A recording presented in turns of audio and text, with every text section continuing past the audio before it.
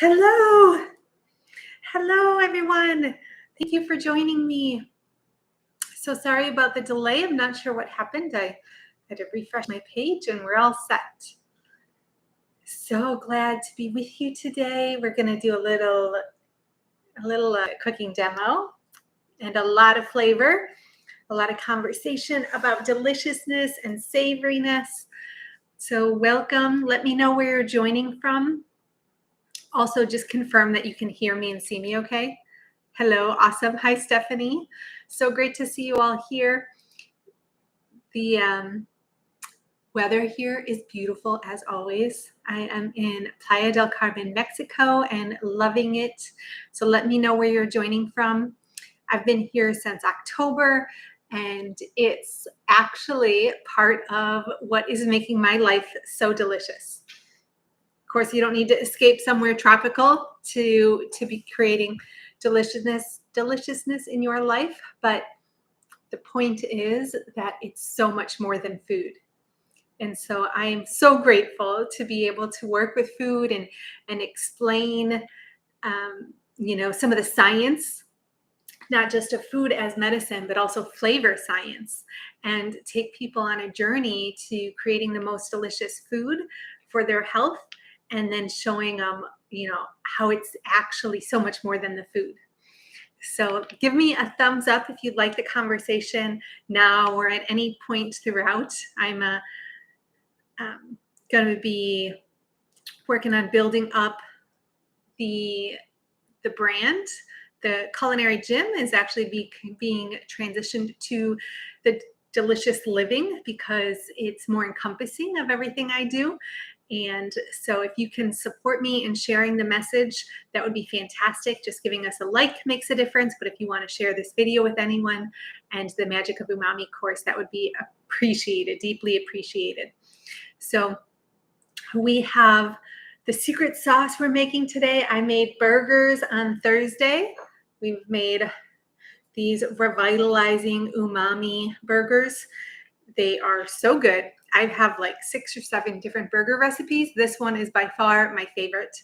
And you can freeze them. You can make them in big batches. I was thinking about making a batch and taking it to some, just friends along the strip on downtown on Memorial Day, letting them try my burgers and secret sauce, because I would love to start teaching locally here. But also I'm back at True North Health Center. If anyone's seen me at True North Health Center before in person or Dr. McDougall's program, I've taught it both for 10 years before the lockdown. So now I'm back at True North on a monthly basis. Let me know in the comments if you've ever been to one of my live classes. I'd love to hear from you.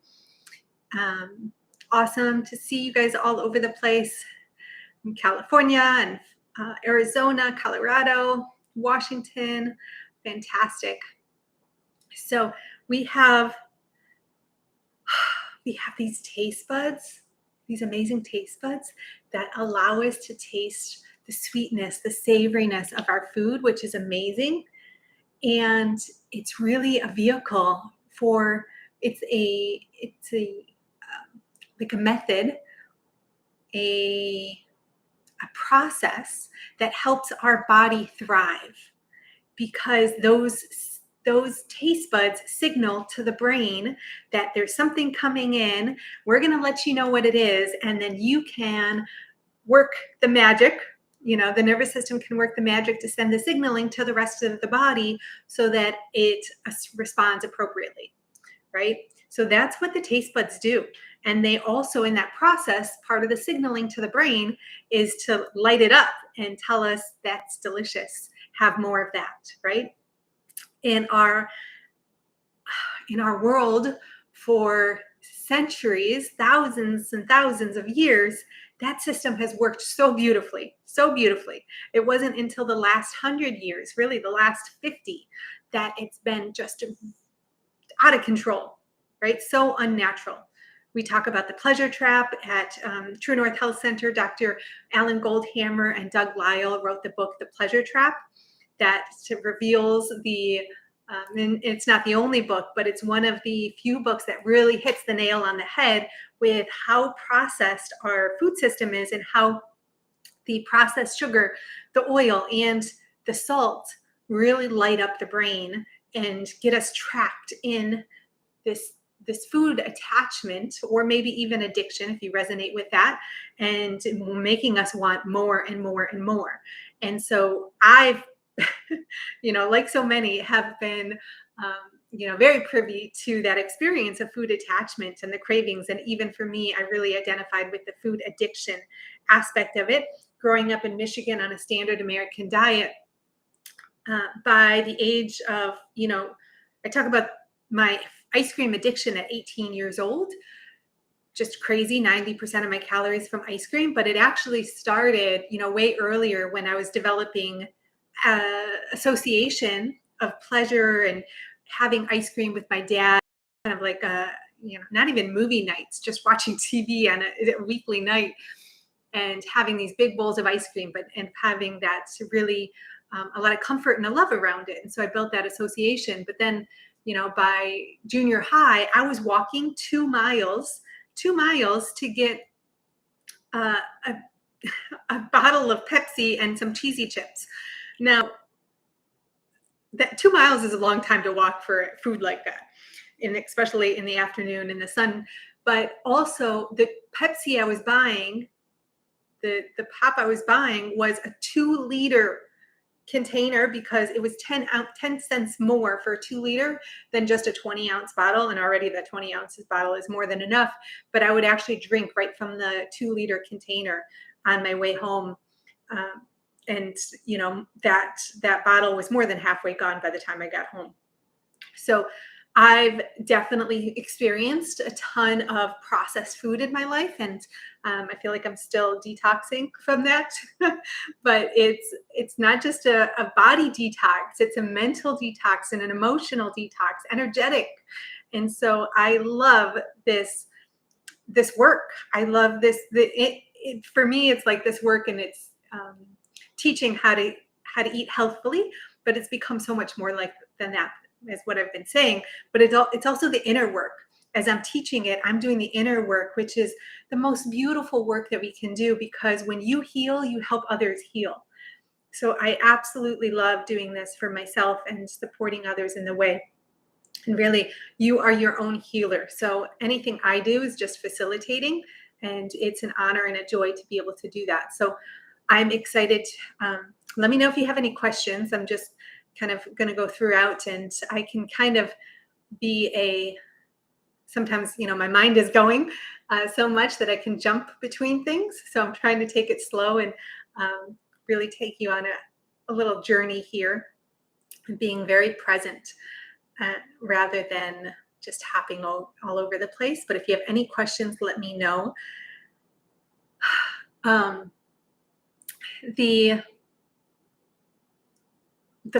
My journey at True North Health Center was really the start. Well, actually, a little bit before that, with Dr. Gabriel Cousens, who was on the Raw Food and Plant-Based Summit that started this week. If you've seen Gabriel Cousens, I hear that he didn't actually get to see his presentation, but I hear that he was dancing joyfully, and I love that, because it's that power of food and a healthy lifestyle that gives us the joy and happiness, not just a clean diet. There's so much more to the power of food, and it's not just the flavor, right? And we learn that as we come into food as medicine, we realize that there's so much more to food, into creating happiness, and it's supporting our mood and our vitality more than just the instant pleasure that it would give us, right? So at True North, I was teaching these classes, these delicious cooking classes, and what I became known for was the flavor of my food, because I knew, coming from that addiction, I knew that it had to be really flavorful for people to be able to enjoy and sustain a healthy, whole food, plant-based diet. So my food right off the bat was really flavorful, more than the other people there. I also am a little bit of a rebel, and I can push the boundaries. So I asked Dr. Goldhammer if I could use nutritional yeast. He wasn't a huge fan, but he said yes, right? So I was all about that. And actually for the first 3 years I was there, I hadn't even tasted nutritional yeast. It's not something I wanted in my life. It was over it was after actually leaving True North when I started dating someone and he brought nutritional yeast into my life. And then I started adding it in, right? And then I was justifying it as it being a fantastic food to help people transition to a healthy, whole food, plant-based diet.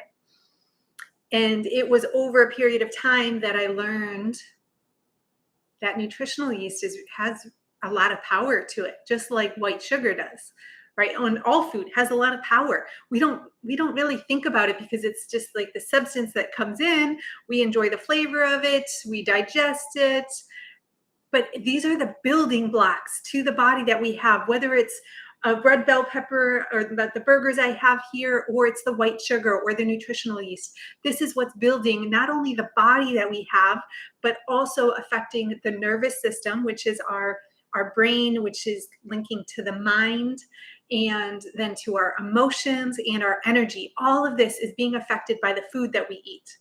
And it's not just the physical components of the food, but also the energy of the food, which is one of the reasons raw food is so powerful. Or when you do healing over your food, you bless your food, you're putting positive energy in that food, that makes a difference. So thank you also for being here again. If you're just joining us late, I'm just getting started with a little bit of context for our Umami conversation, the course that's coming up, the Magic of Umami course. I'm going to share in the link to this if you want to join us. If you're just maybe finding us randomly on YouTube, awesome. This is my upcoming Magic of Umami course where we're going to dive into savoriness from a scientific standpoint and flavor in general, but also from the arts of creating delicious savoriness.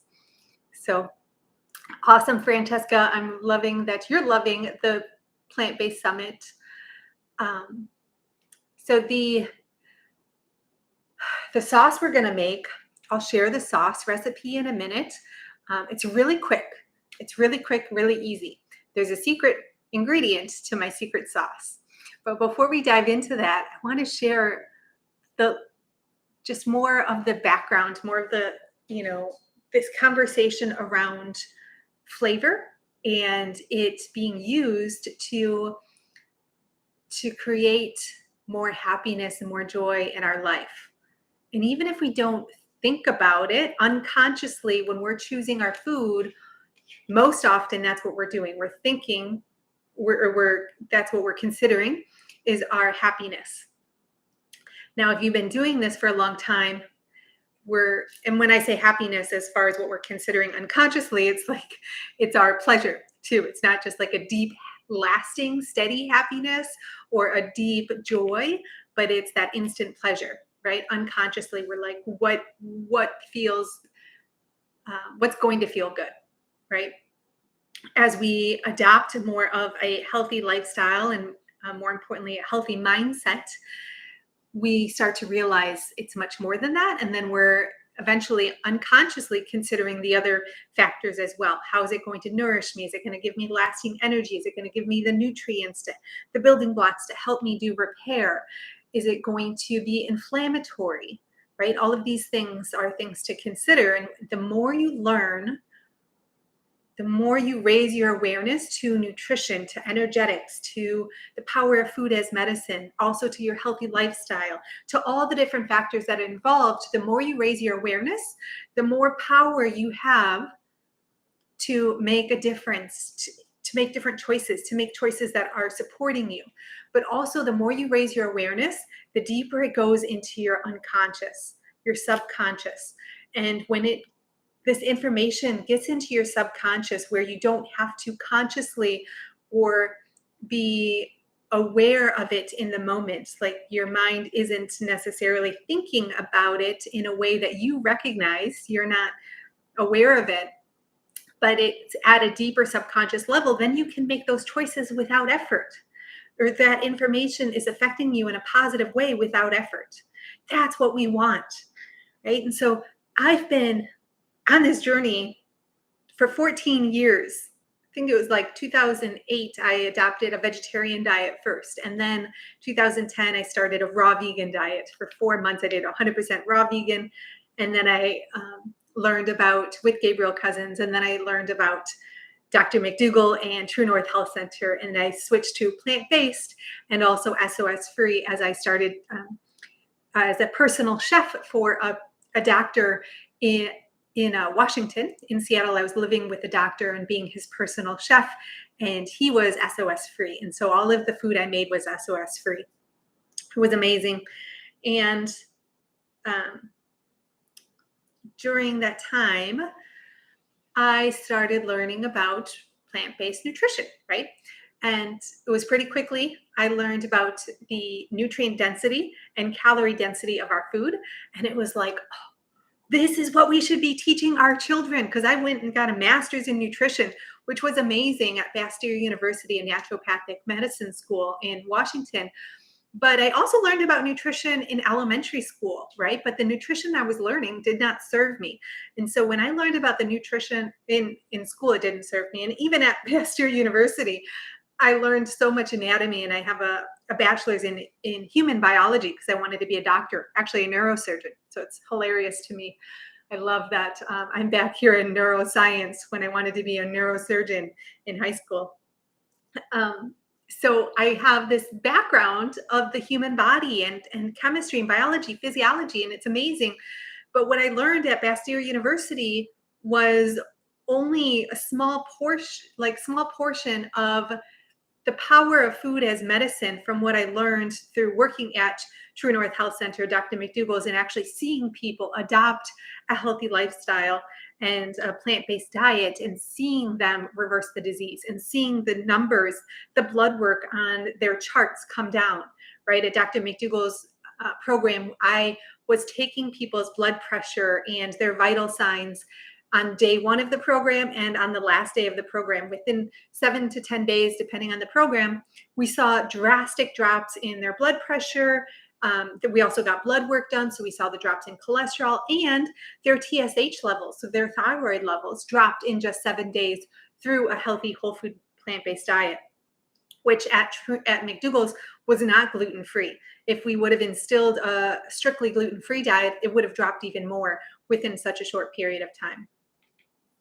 So it's just amazing to see that power of food as medicine. But it was even kind of further along on my journey where I did more of a dance with my own food and felt the experiences of food as medicine, but also food in creating disease, right? Or food-like products. But it wasn't just food-like products that was contributing to disease in my body. Depending on the period of time I was in, like where I was on my journey, some whole foods was also too much for me. You know, for you as well, you might have experienced, wheat being too much, even if it was whole wheat, even if it was whole grains might be too much, or legumes, or other issues. You might have to do low histamine or low FODMAP, where it's these whole foods that are healthy, natural, whole foods, unprocessed or minimally processed, and yet they're still contributing disease in the body. And it's not that those foods are bad foods. I don't like to use the words bad or good. It's just that the individual has certain processes happening in the body that is taking the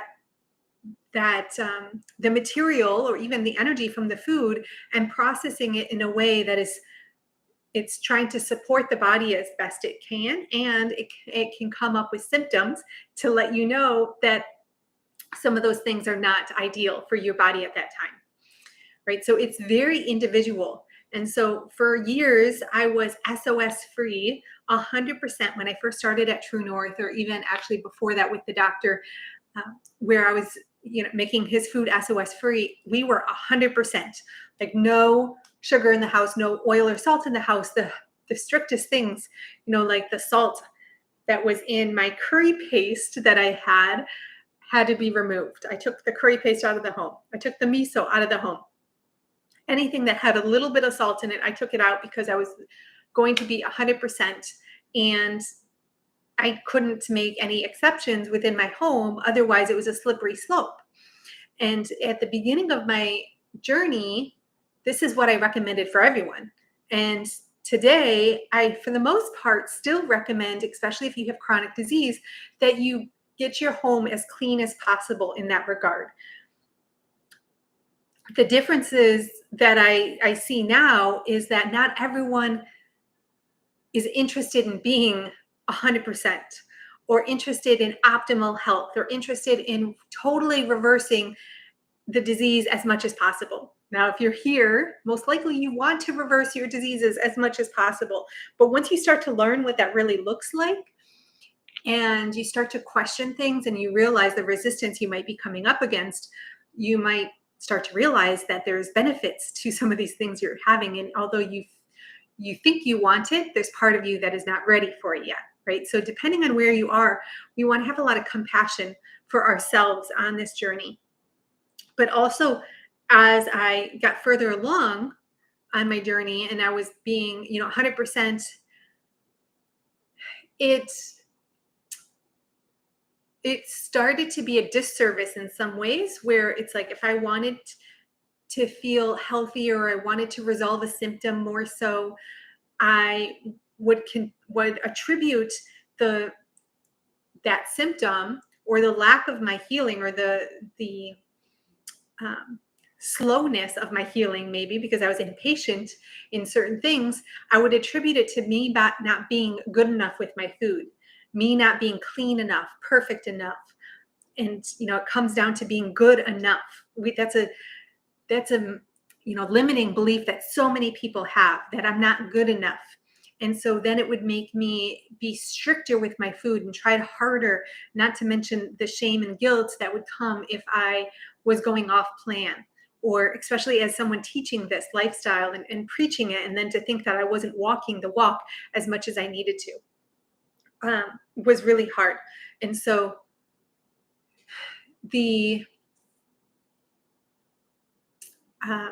what I learned is it just didn't come down to the food only. There were other pieces that needed to be incorporated, right? So our physical activity and our sleep, those are two general things, but there actually is a lot to them. And people kind of, depending on their personal preferences, they might kind of swipe it aside or think that they're doing it well enough and not worry about it. But there's also other things as far as like your emotions. How are you handling your emotions, your energy? And aside from that, just going back to the food specifically, there's certain instances where the salt is going to make a bigger difference, or the oil is going to make a bigger difference, or the sugar, or the protein, which we haven't even talked about yet, but that's what my passion is really around, the protein, not just processed protein, but and only one aspect of my passion, but it's what ties in flavor to our nervous system, right? And so this processed protein is really amazing flavor. So the savoriness that we enjoy with whole foods is coming from protein. That's why we are drawn to we're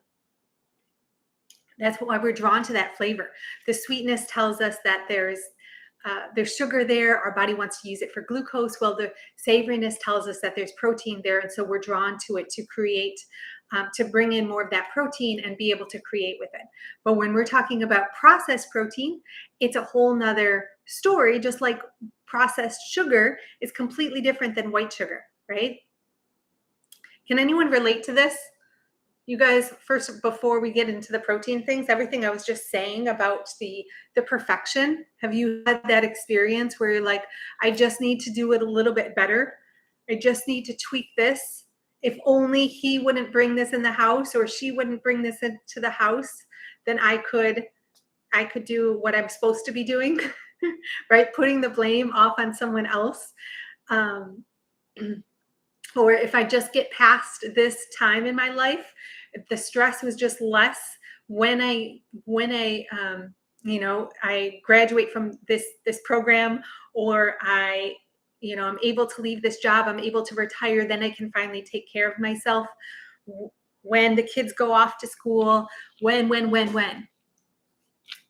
So it's something, that's so beautiful. The journey is just as amazing as any destination that we could possibly reach. I heard this quote yesterday and I love it. It was, life is short, don't waste it, breathe it in and taste it. And I was like, that's delicious living.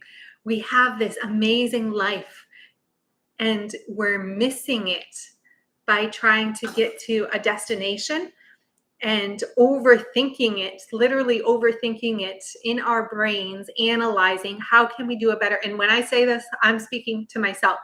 I am on this journey with you, over analyzing and thinking about how to do it differently, how to improve and do things better. What other thing I need to buy, what supplement I need to take to improve things, right? How can I do this better? What should I be eating? Should I be fasting? Should I wait until a certain time to eat? All of these questions that come up, especially when we're more conscious and aware, we learn things and then we want to do better. And so we have all this information to consider. And then we want to learn new things and we want to read books, and we've got all these podcasts and YouTube and summits and so much stuff to listen to that we're in our mind, constantly in our mind. We need to get back into our body. We need to be sensing the life that we're living. I just got chills. That's where we taste the deliciousness of our life. If we can actually sense it, if we're in our mind so much analyzing, we can't actually pick up the signals that are coming from our nervous system throughout the rest of the body because we're so much in the brain. But our nervous system and our mind is actually all over the body. But we're so focused, and it's not just in the brain. Like I said, it's all over the body. But we're so focused on the analyzing that we're missing the sensing what's happening in our lives, from literally, the aroma in the air to the person that we're speaking to, seeing and making a connection to their eyes, right? And if you are having that eye contact, real eye contact, you're sensing more than just a visual, reflection of their eyes and them. You're actually sensing their soul, right? That's the gate to the soul. And there's so much here to sense. The physical, everything we have, like even these little bracelets I'm wearing, there's energy. There's energy everywhere, and there's stimulation, and there's beauty, and there's love, and there's joy, and there's so much, even the hard stuff, the challenges that make us grow, the anger, the frustration, the uncomfortability that all pushes us for our evolution. And it's all so delicious. We can't have the light without the dark. We can't have the joy, the happiness without the challenge, the struggle, the uncomfortability. Just like with food, we can't have something so sweet or pure umami without a little bit of tang or bitterness, the saltiness, the things that wouldn't be so delicious on their own, but when you package it all together, it's fucking amazing, right? This life we have is amazing. And if we're not present to it, if we're too much in the mind, too much living in the past or the future, and we're not here in the present and in our body and the present in the body and sensing, we're missing out. Right? I love what Peggy says, lose your mind to come to the senses. Yes. And it's so funny. It's like a paradox because I keep saying how this work and healthy living and in healing is so much more than the food, so much more than the physical body. We need to be taking care of our mind and our energy. And through the taking care of our mind and energy, I'm encouraging to get back into the body, right? So we can use those senses to pick up more and to live. So it's so intertwined. You can't separate any of it. So we're going to make our sauce here. Promise, we're going to make the sauce. But I wanted to give you that context, and because So let me know if you have any questions about any of this. And we're going to go into the magic of umami. I'm going to tell you what's involved in the course and every, everything with that, but also coming back to the savoriness and the protein, that connection, and why this matters so much. Because I think I didn't even tell you the nutrient, what I wanted to tell you earlier, like I said about jumping around a little bit, the nutrient and density of our food. That's what we should be teaching in elementary school, right? Nutrient density, calorie density. We should be teaching those things to our children so they can have that very basic understanding of their food and let it sink in to the subconscious early on. Then they can make better choices all throughout their life. Well, what I've learned over the last several years, I've been studying savoriness and this topic of the excitatory amino acids for years. What I've learned is that it's that important as nutrient and calorie density. And it's not just like, it's not a glutamate scale that I would make for people to show them like what level the foods are, what level of glutamate they have, which that would be nice. But it's more about the cumulative effect of everything in our life that is contributing to stimulation. So it's really a scale of stimulation to relaxation within the body and everything that's contributing to that. And so in this course, we're going to go over the science of what I'm talking about here with the stimulation, how that involves the amino acids from our food, the savoriness from our food, as well as all the environmental toxins that are contributing to inflammation, as well as the lifestyle behaviors that we choose, whether it's practicing yoga or meditation, or it's taking CBD, or it's having tea at night, it's running a bath for yourself when you're feeling down, whether it's, cuddling up in the back porch with a good book, connecting with friends over dinner. All of these things, having a glass of wine at night, watching your favorite movie, all of these things are contributing to the nervous system's level of stress and relaxation. And it ties into our food. Our food choices depend on the life that we're living. The effect of our food choices are being impacted, influenced by the rest of our life, because it has a cumulative effect, right? So this is where people ask me about whether I'm 100% SOS free, and my recipes have been 100% SOS free 99% of the time, 99.9% of the time for the last 14 years since I started this. At True North Health Center, all of my recipes were SOS free in those classes. So naturally, I made all of my recipes SOS free, unless there was an instance where I really wanted to use miso or tamari because it was an Asian dish and there's no other way to capture the umami in that same way. And so I made it an optional ingredient, and you could leave it out. The funny thing is, as much as we should be SOS free, what's not included in that label, that term SOS free, is umami, or the processed version of umami, which would be refined glutamate. And that matters as much, if not more, than the processed sugar or the salt or the processed oil in the diet, depending on the person. The glutamate is stimulating the nervous system, not just in the physical, not just in the brain, not just in the form of MSG, in all forms of glutamate, which is an amino acid, the most prevalent amino acid in our food system, without a doubt, hands down. Look up 5 different foods. You'll see, by and large, the amino acid glutamate is the number 1 amino acid in our food supply. So to think that you may not need this course, or you may not need an understanding, you don't have to take my course for it. You can look it up.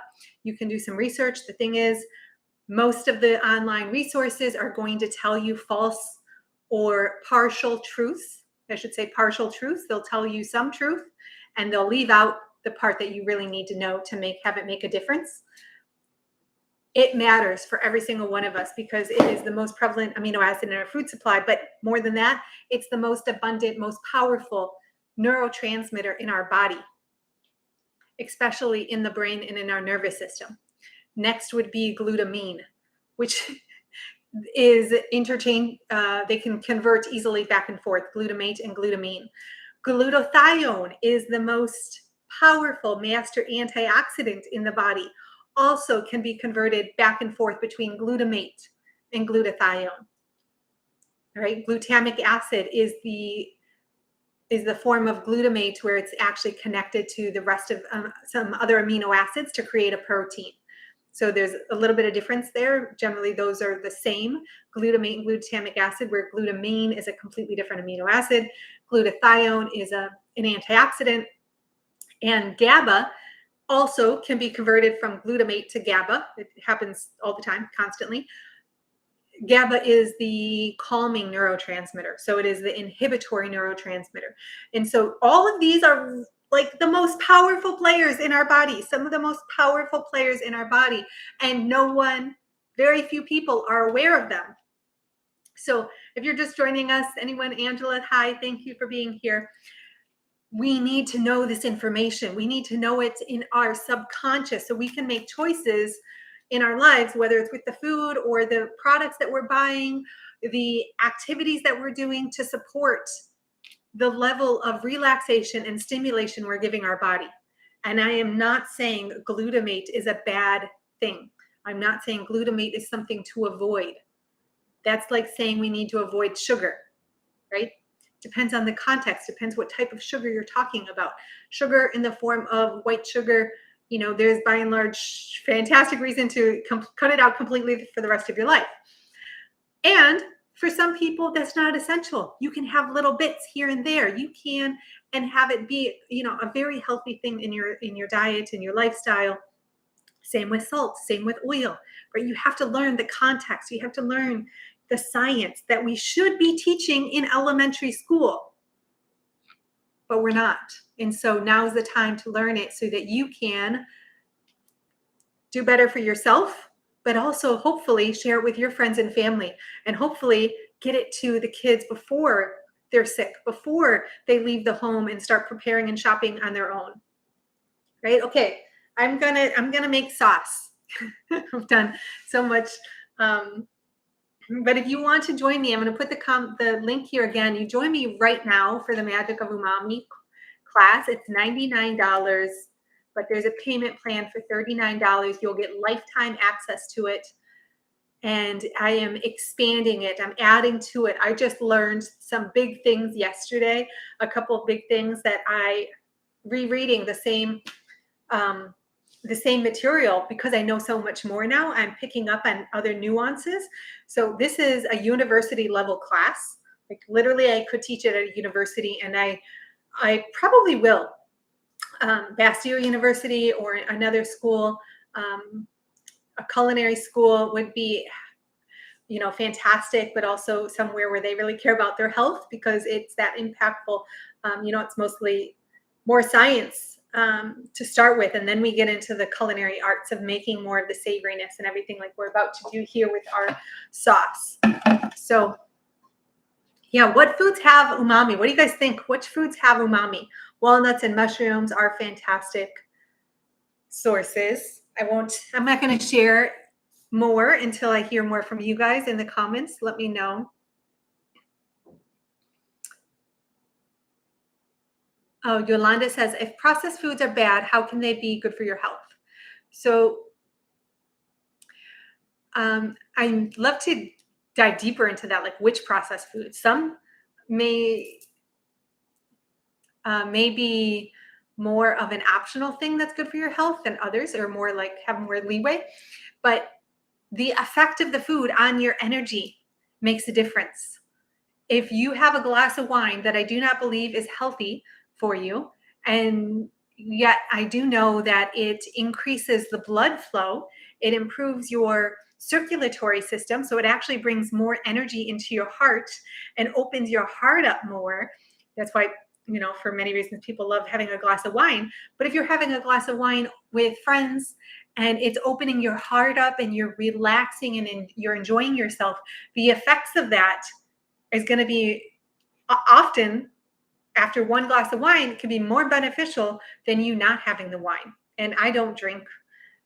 I can't tell you the last time I had a glass of wine, so I'm not promoting wine, but I'm saying that there are some times where the effects of the food go beyond the nutrition that you might weigh all the pros and cons of the food at a nutritional level, and the outcome may be one thing, but if then you consider the context that you're having it, the energy of the food, the effect it's having on you, it might be different, right? Anyone give me another example of where that happens? Wine is a fantastic example. Cacao, same thing. The cacao, for some people, the stimulation of cacao might be, not positive from a healthy standpoint, especially if you're having it on your own and consuming it in kind of just ad libitum, where you're having as much as you want, no control, no stopping yourself, versus having it with friends and family in a small amount or with loved ones and really enjoying it and cherishing it. And again, having a similar effect on your nervous system. And it actually has a lot of magnesium, so it relaxes your muscles. And so depending on the context, and what type of chocolate are you having? Is it with any sugar added, or is it just cacao and you're having it with, within something else that it's more positive, or just cacao and even water like they do in cacao ceremonies, a sacred cacao ceremony where it's literally a sacred food and you're coming into more connection with a higher power, your higher self, and really feeling the energy, right? So there's so much that goes into the food. We're going to make the sauce, okay?